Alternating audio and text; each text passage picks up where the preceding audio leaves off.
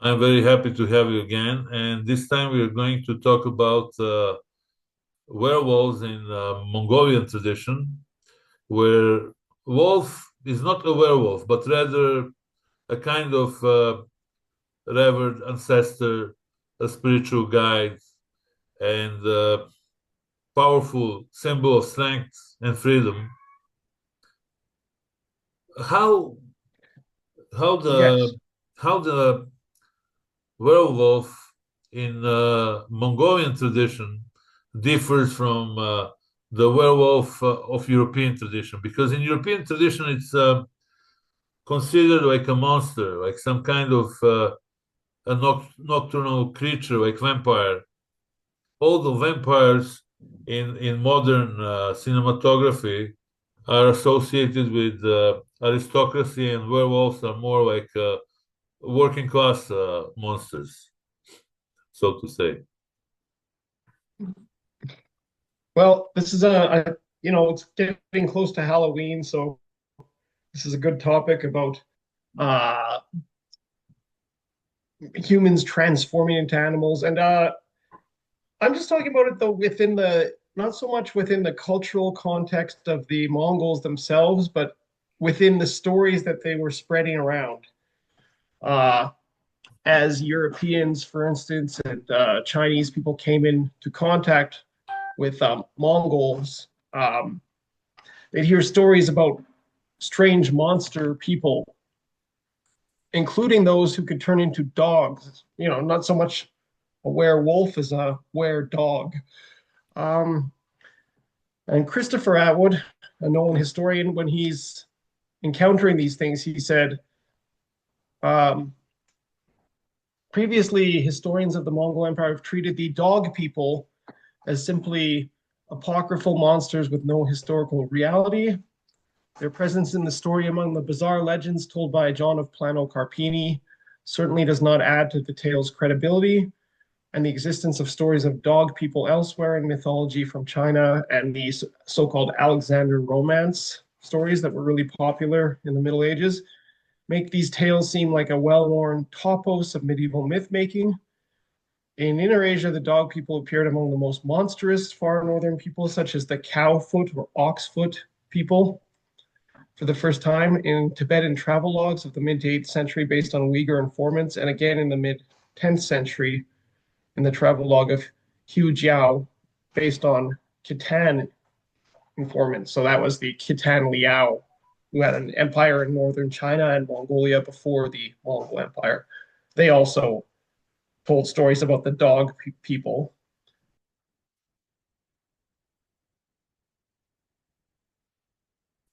Uh-huh. So, what the secret history of Mongols says about werewolves? It it Yes. doesn't say much about them that I know of. Yeah. Um, but the what where we do encounter them is in this European report of John of Plano Carpini, when he came and talked to the Mongols about what kind of people did you encounter in your conquests all over the world. They talked about going up to the far north in Western Asia, where they came to the Samoyed people, who Uh-huh. still exist on the Yeah, of kind of course. White Sea, Arctic coast in sort of the modern Russia for the most part, but kind of that area of Finland, etc. But he said that this is what the Mongols told him. Now, these men, so to said, live entirely off of their hunting. Even their tent and clothes are made of nothing but animal skins. Pressing on, the Tatars reached a land bordering on the ocean where they came across monsters who, we were told for a fact, had a human shape in every respect except that the extremities of their feet were like hooves of oxes. And although they had human heads, they had the faces of dogs. They would speak two words like human beings, and the third would always bark like a dog. And they broke into barking in this way in intervals. So stories like this, of course, they just seem like legends, really, for the most part. But I think there's some kind of kernel of truth to it all, or at least kernels of truth of what they're trying to say. Yeah. What do you think about spiritual and shamanic significance of the werewolf because the wolf is considered a spirit animal and a messenger for the sky god Tengri. Yeah, so that's the thing is the Mongols are going into the very far north reaches. They're encountering people who have some kind of close relationship with dogs or even wolves, and they have a sort of spiritual connection that develops, maybe a sort of belief that their ancestors were wolves. There were tribes in north of China, like the people on islands and even Kamchatka, who would say our original ancestor was a wolf. And the Mongols themselves, actually, in the secret history, the very first story, the very opening of the book says that a gray wolf mated with a fallow deer, and that became the ancestor of the Mongol people. So that's their totem spirit is a wolf. But as they're going into like the far, far north, they're encountering people in both East Asia, like Kamchatka, and they are actually coming into contact with them. They're invading these spaces or trying to reach them. And they're also going into the far north in Western Siberia, even to kind of northern Norway, we know, because refugees would come fleeing into Norway from the Mongols. Um, and they're encountering people who live with dogs. In Kamchatka, they live with dogs, or there's just a lot of wolves in that area. And so you're going to have people who dress in bear skins, like the berserkers. Yeah, And I think that's where kind of some of these stories are coming from. It's not just pure tall tales that the Mongols are telling. They're talking about people who dress up like animals. And I would say that we have legends and whatnot, like the Volsunga saga, that tell about berserkers or wolf skin wearers who will put on the wolf skin and they become this animal. Like they transform literally into a werewolf and then commit murders and robberies, etc. And then when they get back to their hidden hut, they take off the wolf skin and they return to humankind. This is a famous episode in the Volsunga saga of Norway, for instance. And I think it's not just that these people wore animal skins or something. I think they made a conscious effort to intimidate invaders, like strangers, like the Mongols. They may have of been course, exaggerating their wolf-like qualities or their dog-like qualities and actually trying to inhabit and seem like they have become werewolves or were-dogs, because that would be terrifying. of course. Um, so there was a place called the Dog Country north of China. This is probably way up in Siberia, possibly Kamchatka and places like that, way, way far north. And it was called Dog Country by the Mongols. Everyone knew about it. It was a place where you could get ivory out of the ground, like mammoth or narwhal or walrus ivory, which the Mongols wanted. So they were in contacts with Dog Country, but they said that the men will just turn into dogs there and disappear or attack. But the women are normal, and they kidnapped a few of these women and took them back to the Mongol court, but they couldn't subdue the Dog Country people because they would just the men would turn into dogs and get away, or you know they weren't cooperative, they weren't good. But I think some of this is actual, not just fanciful Alexander romance legends. I think some of this is actually people consciously doing a sort of psychological terror tactic to try and convince their enemies that they're animals. This is kind of the berserkers of the Vikings were said to do the same kind of thing, as I just mentioned. Like the I mean, according so to the yeah, yeah. according to some shamanic legends, uh, shamans had the ability to transform themselves into wolves and gain their power and strength. And also, in some funeral rites, wolves are believed to help guide souls to the afterlife.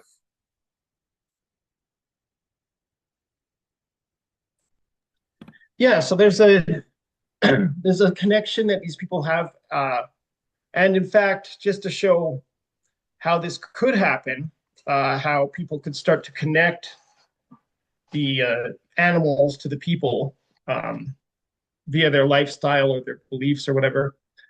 There was a I want to get his name right. There was a uh, religious man who was trying to convert the Finns, like the Sami and the like what are they called? Laplander people. He wrote a book called Description of Northern Peoples in the early 1500s. His name was Olaus Magnus, and he lived with the Lapps in 1518. He said the fact that you can see is that so he drew some pictures of the Laplanders and how they lived. And he goes, "You see a hairy fellow with a tail, you must understand to signify that the fathers and mothers carry the bodies of their youths and boys, cover them with the dried skins of animals, chiefly young bears." Um, and then he mentions that outsiders mistake these Laplander people for actually being animals. He says they fit out the bodies of the young and adolescent children with pelts and the skins of birds as headgear. Therefore, many folk rashly believe that they have hairy bodies like animals or brute beasts. This perhaps arises from ignorance or from the pleasure that a great many people take in telling in a way that is beyond belief of all they have discovered in far off lands. Um, and yeah, so he mentions that they'll hunt in skins and cover themselves bound to their feet in skins as they hunt. So you can imagine if you're Mongols, you're a little Mongol expeditionary troop as you're going around on this world conquest and you're going into these northern snowy forests and you see people that are in a hominid state. They're walking, but they're covered head to toe in hair. You just might wonder if they are some kind of transform monster, or at least people are going to start saying things like that. I mean, they look like some kind of a Yeti or Bigfoot. Exactly. And you know this they also say that these people, these wolf were dog people, whether it be up north of China with the dog country or as Carpini heard in more western parts of Siberia, um, they will say that these people have ox feet. And I wouldn't be surprised if another So they researcher had has, hooves instead of legs. yeah, Yeah, hoofs. or instead Now of I believe fingers. Instead of toes, they what they're had seeing. hooves. So if you're seeing people with hoofs in the Yeah, northern reaches, you're probably seeing people with skis on, maybe, or snowshoes, yeah. because the whole landscape's covered in snow. So and we know snowshoes would get invented by people in climates like this, Of course, and skis. they didn't walk around barefoot on -40. Yeah, so we know, for instance, these Laplanders who are dressed in head to toe in hair, and some people think they're actually hairy animals. We know they skied on very small skis in the 1500s. That eyewitness describes them and how they zing around on these skis through the trees. And it's like, yeah, so if you see that and you'd say, you come back to so-called civilization and you'd say, I saw the weirdest people, shaggy, hairy dog people who had these big wide feet and they're, you know, moving around really quickly. Which they did say. They often say these people move really quickly. I'm thinking, well, it's probably some kind of foot gear. Like it could be itself covered in hair, you know, Of course. to not get snow on the legs. And then, yeah, it would look like a hoof. So I just don't think the best strategy is always just to just throw these stories out. Oh, it's a topos, it's a legend. What do you think about the wolf as a symbol of strength and freedom? Well, the Kipchaks who lived in the steppes and were often enemies or allies of the Rus people. The Rus described one of the chieftains making a sort of vow to fight a battle on the next day, and then wolves are howling, and he starts to howl just like a wolf too. This is in the 1100s in the Kiev Chronicle, and it of course sort of unnerves the Christianized Rus to see this barbarian Kipchak howling like a wolf. And so yeah, acting in that wolf manner could terrify people. And I even think of there's pictures of Khitan Liao, who were basically just before the Mongols. They nomads who set up an empire. they will have like lion skins and leopard skins on their horses, and I think it's kind of partly messaging, like you're messaging. In fact, this background image, I think he has something to that effect. But the message is, that this person himself is imbued with the qualities of the predator, the strong animal, the wolf, the tiger, etc. That he's like a tiger. It creates that picture. But to get back to one important, non sequitur, um, that I think we should consider when we hear these stories, that these tall tales that were going around about wolf people, etc., in Mongol times, we should remember. I don't suppose you've ever heard of in the Wild West, they had this mythical animal called the jackalope. Did you ever hear of this? No, no, I didn't hear of jackal. Well, it was always called like a tall tale of the Wild West, that there's rabbits that have antlers, like an Okay, antelope. So okay. it's not even that. And a lot of these, people would go wandering out looking for gold or whatever, So it's looking like a for their bunny, fortune in the 1800s. like a Yeah, they'd Frank, say that like Frank from this film he Donnie was Darko. If you remember Donnie Darko,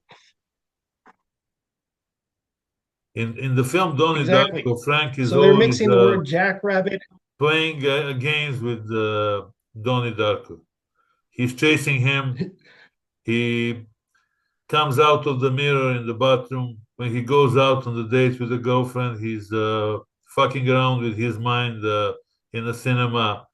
And I would say for the most of the film, he's playing with his mind. And also, it reminds me of people who are experimenting with LSD and some other drugs and have hallucinations. So Well, that's children an shouldn't try this at home. interesting thing, because when people when people would come back to civilization from the Wild West, some of these, fur trappers, whatever, Of course, lone prospectors, there was not many Western people. So when they come back into civilization, you'd say, you won't believe it. There's a creature out there that's part jackrabbit and part antelope. It's a rabbit and it's got horns. And they would be treated as though they had seen hallucinations, just like you mentioned, or they were on of course. just intentionally Maybe they lying. had too much But whiskey. now, exactly.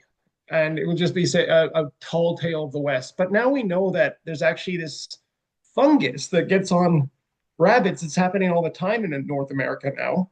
And they develop these absolutely horrifying looking antlers that are really just fungus, like outgrowths, all sometimes out of their face, and it will look like horns. Um, and of course, now they're saying, like, this is common knowledge, and they say, oh, don't touch those things. They're diseased. Like, uh, that's not a normal rabbit. Don't go near it. And I just thought, well, of course, this is what these prospectors and whatnot were seeing.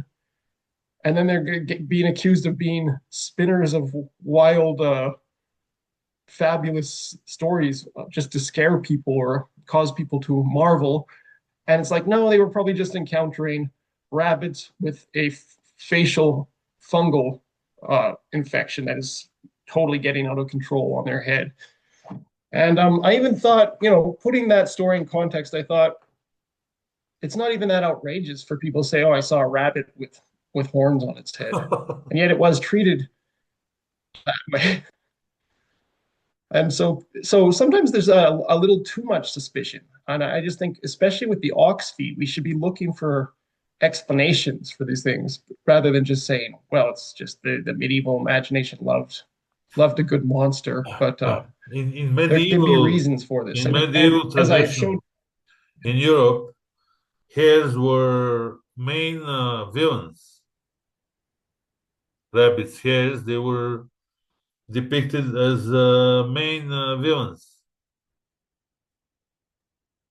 well, wolves and foxes Yeah, also and often wolves and come up foxes, as, but for some reason they didn't like rabbits, especially in Western Europe, yes. because in our area they deified wolves, and the wolf had an important uh, magical role. The wolves were worshipped in Slavic culture and in East European traditions. Bear as well, but for some weird reason, they didn't like hares in Western Europe, and in many historical depictions and in many scripts from that period, they are described as main villains who harm different groups of humans. What do you think is the reason for hares to have such a bad reputation? Maybe because they multiplied, or maybe they destroyed crops and things like that. They were considered a pest. Yes. Well, there's an interesting connection of all of this to, and this is totally speculative. Well, it's not the first parts, but the end thing I'm going to say is speculative. But so in the 1240s, these Europeans are meeting the Mongols, and the Mongols are telling them about their conquests in the far north. And a lot of that was ignored because the we don't modern historians don't talk very much about the Mongols going to the north, but I made the point of gathering evidence of this, and I've been doing it for years. And there's actually quite a few references to them going up to Norway and whatnot that just somehow get either because there's a lack of details about those attacks on the Prussians or like Sweden. Yeah, This will just go into it will just be ignored, and people will just talk about the main Mongol invasion of Poland and Hungary, etc. But according to them, they were going to conquer, quote, this is an yet unpublished source that is just about to come out in a book I co-edited. It was an interrogation of a Mongol prisoner, and they said the Mongols have this commander named Gorboa who's going up into the north near Europe. While the rest went into Europe, he went straight north towards the Arctic Ocean to just conquer everyone he can find. So there seems to have been a conquest happening. And so, but in the 1240s, when these Italian friars start to first meet the Mongols and go to Mongolia for the first time, they're getting these stories about hairy dogmen, etc., and the face of dogs who bark when they talk near the Arctic Ocean. But in the 1250s, a French ambassador comes and talks to the Mongols, and yes, they've still conquered those people up at the Arctic Ocean region, the Samoyeds and all this. And William of Rubruck, this 1250s emissary, says, so are they monsters up there? And the Mongols say, no, they're just normal people and they don't have much to give us, so we just make them work, manual slave labor. Now, on the other side of the world, in the Great Khan's area, Mongolia and China, ivory is in really high demand. And the so-called dog country has ivory. The Armenian king hears about the dog country, and he says they have a fish tooth or something. They just call it a fish tooth that grows in the ground. It's as big as a tree. So it could be mammoth tusks or at least narwhals. Um, and the Mongols want this stuff. So they're making attacks on Kamchatka, northeastern Siberia, and trying to kind of impose their rule already in Ogedai's time.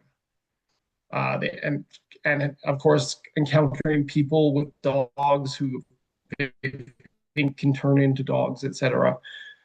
But the idea is that they may have been putting demands on those people for, homage, payment, tribute. And if the ivory was in so high demand in that part of the world, from that part of the world, amongst Mongols, that would have been probably one of the things they were would have been demanding that the people up there give them to show their submission. So they would have been perhaps turning the local people, sort of people who are a bit like the Inuit, on the other side, on the current Siberian side of the continent. But they could have been trying to turn these people into sort of free labor force to gather ivory. And it just so happens that the massive Tole migration of the Inuit that used to be thought, and still, conventionally is thought to date from 1,000, the year 1,000 or so. So before all this, but now researchers in Canada, etc., Alaska, have been saying it looks more. The latest research, Yeah. saying that it looks more like this Tole massive migration of Inuit happened in the 1200s, and that it was much more hasty and dramatic than we thought. It wasn't this. We had this model of this gradual settling on the Alaskan coast and gradually moving eastward, but it looks like these guys were kind of in a panic, just like rushing. And I thought, and this is totally speculative, but I don't know, unless I find some really good findings on this, which will be hard. But so this is a speculation. What if the world, the Inuit are not totally independent of what was happening in the Mongol Empire, and they maybe got some bad news or actual direct encounters with Mongols who would have been, what would Mongol emissaries say first to a people they first meet? Of course. I'm They'd going say, to give us I'm going to give send us you your the link. stuff and submit. I'm going to send you the link out now. So we were talking about some North American monsters that were inbred between rabbits and and what, buffaloes or The antelope. Yeah, or the, antelope. the Yeah, they legend have of the antlers. jackalope. They had antlers. Right. But so what I've noticed is with these so-called dog peoples, they're often in the far north, all these legends, and it's people like the Laplanders, the Samoyed, and in East Asia, the people of Siberia and Kamchatka. And we know that these people really did use dogs in their lifestyle. It was quite essential. And just to show you where, like the jackalope story, these things might not just be total nonsense. There's a 11th century book on Turks written by a Chinese author, and he mentions a Turkic ox hoof people, but he also mentions these people alongside the quote wooden horse Turks of the north. And I'd suggest maybe that the wooden horse he's talking about are sleds, the kind of sleds that would be Yeah, pulled by dogs. And so we know that the Tule people, whenever they migrated from Asia across the Bering Strait into the Americas, they came on dog sleds too. And the people of Kamchatka relied on dog sleds as well. So that was kind of a thing in eastern Siberia around the time of the Mongols. And I just thought, what if, this is just a speculation at this point, but what if, as per usual, Mongols, when they arrived, they demanded tribute, a kind of crushing tribute of whatever was really valuable to them from the local people, of course. and perhaps submission, of course, submission, and they were going to get these people into essentially an ivory trade production. And what if this rumor was sort of going around the northeastern frontiers of Siberia, and it played some role in some people deciding to get out of there right away, Of course. cross the Bering Strait, and just try and get as far away as possible from this? Of course. And what's interesting is the Tule people, as they migrated let's say from the 1200s through the 1400s, all across northern Canada into Greenland, even. They came into contact with the pre-existing inhabitants of that place called the Dorset culture, and with their dog sleds and their armor and better weapons, the Tole people sort of systematically wiped out the Dorset. That is known from archaeology. They can see that the Dorset settlements are abandoned or Yeah, displaced and overrun by this culture with different archaeology. And so they're sort of recreating the advance of these people as they advance eastward yeah, into Nunavut, of Greenland. course. And if that were true, that any of this had to do with the arrival of Mongols and their ships and their horses, um, and perhaps the Inuit or the I inhabitants mean, of we had a Siberia. great migration in Yeah, 4th century and 5th century AD caused by Huns. Huns created the migration of so many Indo-European peoples into modern day Europe. And of course, once the Hans Empire collapsed and they didn't exist for a long time like Tatars, those groups settled in different parts of Europe. I'm talking about Germanic and Slavic groups. So yes, it was like a maybe we have domino. another opposite reverse trend of pushing people towards west, not towards west, towards east. Yeah, that's a perfect example. Like, because we have good chronicle records of just how much this was like a domino or snowballing Yeah, effect. it's like a The Huns snowball effect, push of course. the Huns push in, and then they dislodge all the Goths, and they come pouring in and attack half Of course. attacking, half begging for mercy from the Romans to be let in as refugees, and then so they end up storming into the Roman Empire, and right behind them come the Huns who were chasing And them in they the first came all the place, and way to now France. the Roman Empire is overrun. They managed And this to happened conquer again. territories, and they came all the way to France. Of course, at that time it was part of the Roman Empire, where they finally faced the military defeat, and gradually they withdrew to Asia. Yes, and that happened. That may have happened with the Magyar Yes, of course. invasion. They had a myth when they were asked where they came from. They said, "Oh, thousands of kilometers in the east." And okay, why did you come to Europe? And they'd say, "Oh, because these birds were pecking at us, and they were mercilessly pecking at us, so we had to leave our ancestral pastures just to survive." Yeah, Well, the bird, the black crow or bird of ravens they're talking about, that was the totem symbol of the Pecheneg people yeah, who probably drove them off. And so of that was course. their euphemistic story of explaining that they were basically kicked out of the area by a stronger tribe of nomads.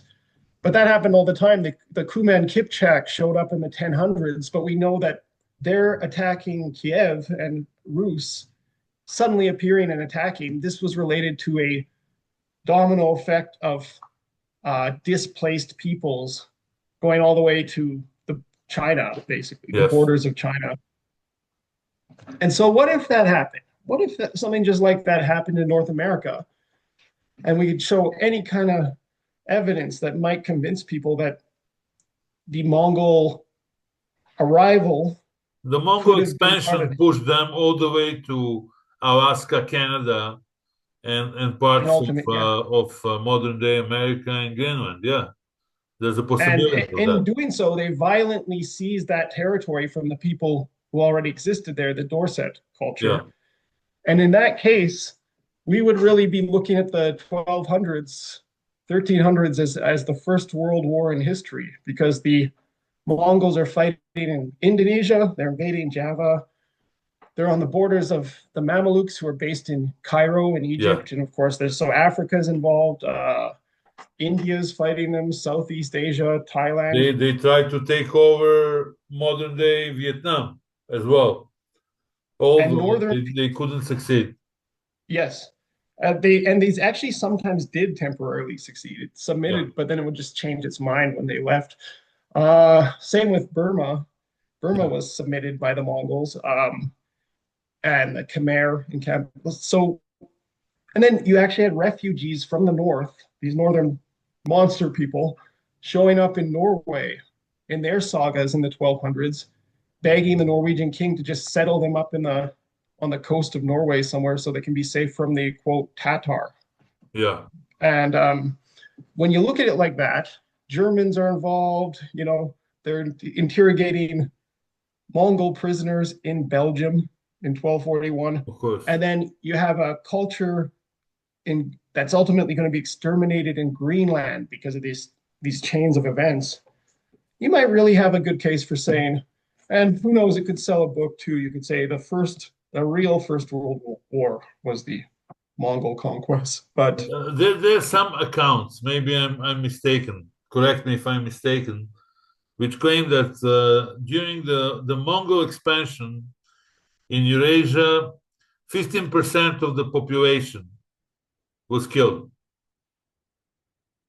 We're talking about, it could even be higher in some places, like yeah, 90% of people disappear from the census records in northern China yeah. during its conquest. I mean, we're But we talking got to about be 15 careful. percent of the world population, not 50. Oh yeah, well, Maybe it's a bit um, exaggerated because, well that's why Genghis Khan's a hero to environmentalists everywhere, because his conquests were so destructive that they actually lowered greenhouse gases. Apparently, oh, yeah, this was doing the rounds. And yeah, because he eliminated so many people. And we have yep, some historians who claim that although Mongol invasion was brutal, they didn't impose heavy taxes and they were relatively benevolent for the medieval standards. But on the contrary, what I studied and what I learned is that the Mongols, or Tatars to be more precise and correct, Tatars are the symbol of destruction, genocide, about a complete demolition of many kingdoms and many realms in Eurasian area. We're talking about the territory from Japan to Poland and from Japan to Holy Roman Empire. So yes, it's amazing that yeah, historians can look at the same thing and have totally different. totally different view. Yes, you have people who would claim, okay, but they didn't wage religious wars and they were religiously benevolent. But I tend to disagree with that because they tried to subjugate Muslims and Christians of that time. They didn't accept any kind of missionaries from Europe who tried to convert them into Roman Catholicism and to who tried to force them to accept the supremacy of the Pope. And we were talking in our discussions about different missions from Vatican, not Vatican. At that time, it was a papal state that failed because of that disagreement. No, we got interrupted. I said we had so many episodes, and we discussed that in our talks, that Mongols, or better to say, Tatars, never accepted the supremacy of the Pope and Roman Catholic Church or papal state at that time. Yeah, they were in some ways kind of groundbreaking because they weren't stuck in the traditions that were so prevalent of the time. They weren't stuck in the Christian sphere or the Muslim sphere. They're and they didn't totally embrace any Chinese philosophy, etc. Yeah, So they were their own kind of people and with their own kind of beliefs. They didn't just inherit the medical traditions of Galen and Hippocrates. So they'd try different medical things that wouldn't be advised by some ancient Greek author course, authoritative figure. So yeah, including that time that they shot the dead bodies of plague victims into a city in Crimea. of course. That was an innovative use of Yeah, bio it was a biological warfare. warfare. They shot the corpses of plague victims into Kaffa. It was But people will say very different things because Genovian I had a friend who was saying, Genovian trade colony, and of course they managed yes, to spread the Black Death, the plague, around the Levant, from Constantinople all the way to Alexandria, and from Alexandria all the way to Italy. well, they a friend of mine was complaining. He says, "Where's the big monuments of the Mongol Empire? Where's their pyramids? Where's their Eiffel Tower?" Yeah, And it's like, well, you might not have so many of those, but they changed the world because Beijing, that was their capital of the Yuan dynasty, and it's still there today. The Forbidden City, the site that it's on, that was Kublai Khan's palace. Um, that was at least the it's been rebuilt and of renovated, course. etc., over the centuries, but that was his Headquarters, headquarters right of there. course. Moscow wasn't such an important city No, in pre-Mongol Russia, of but it course. became much more important during the Mongol rule, and then, of course, became the True. leader of all the. Because the power And so, shifted. yeah, The yeah, they had an power important shifted from legacy. Kiev to the north. Yeah, exactly. They switched the power center from Kiev to To Moscow, Novgorod and and that was Moscow. and that was because of the Mongols. So yes, whatever, however nice or cruel or however destructive they were, you can never doubt the important, powerful legacy of the Mongol Empire, and and it's just an amazing story. They're going to all these different environments all around the world, jungles, Of course. uh, Or steppes, mountains. or tundras and taigas in the north. Yes, I mean, what's not? It's like a great. It's almost like a science fiction Of sort of course. story on our Earth as they go into these different environments, and so yeah, I I don't know. It's not everyone's cup of tea, but I think Mongol Empire history is the most interesting. It is very interesting. And we can finish at this point, unless you want to add something to our conversation. No, just wishing you and your viewers a happy Halloween. Of course. Maybe I should dress up in some costume and freak out my co-workers in coming days. That would be funny. Although in my age, it would be more ridiculous than funny. I would say it would be a bit bizarre to walk around in a costume. It's But often surprising to people from North yeah, America to realize I would Halloween. definitely surprise them if I come in any kind of a costume. Because normally when I go to Halloween parties, I'm dressed up normally in a plain clothes, like plain clothes policeman. Everybody is in a costume, and I'm the only person dressed up normally because I come for fun, and I come to socialize with people, to have a good drink, good laugh. And I wish you happy Halloween. I wish you all the best Thanks. in coming months, and we're going to keep in touch. I'm following what you're Yes, doing, and I'm looking forward to discussing your new book. So this is also another topic that we're going to tackle in the future. It's excellent. always a Okay. pleasure to talk to you because you're so knowledgeable, and you always have something extra to add to our conversations. Well, it's a pleasure for me too. So I I mean, look I'm not forward to the so next boring, one. and I'm trying to also work on myself and to study before I talk to you and some of your colleagues. So for me, Well, it's we'll talk also soon when that educational book comes out. process. Yeah, we'll talk about your book. All the best. Thanks. Bye. All the best. Bye.